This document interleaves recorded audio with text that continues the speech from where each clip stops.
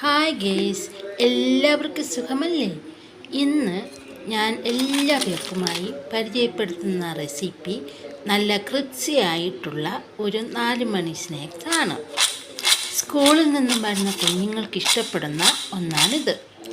ഇതെങ്ങനെയാണ് ഉണ്ടാക്കുന്നതെന്ന് നമുക്ക് നോക്കാം.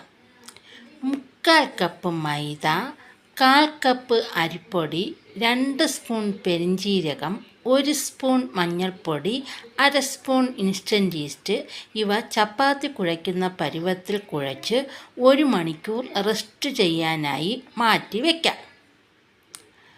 1 മണിക്കൂറിന് ശേഷം ഉരുളകളാക്കി കുറച്ച് കനം കൂട്ടി പരത്തുക. ഏത് ആകൃതിയിൽ വേണമെങ്കിലും നമുക്ക് ഇത് ഉണ്ടാക്കാം.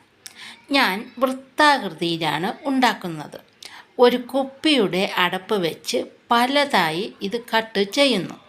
ശേഷം തിളച്ച എണ്ണയിലേക്ക് ഓരോന്നായി ഇട്ടുകൊടുത്ത് ഡീപ്പ് ഫ്രൈ ചെയ്തെടുക്കണം. നമ്മുടെ സ്നാക്ക് തയ്യാറായി കഴിഞ്ഞു. ഇതിൻ്റെ ക്രിസ്പ്നെസ് നോക്കിക്കോളൂ. കൂടാതെ ഇത് വളരെ സോഫ്റ്റ് ആണ്. അടുത്ത റെസിപ്പിയുമായി വരുന്നത് വരെ എല്ലാവർക്കും ശുഭദിനം.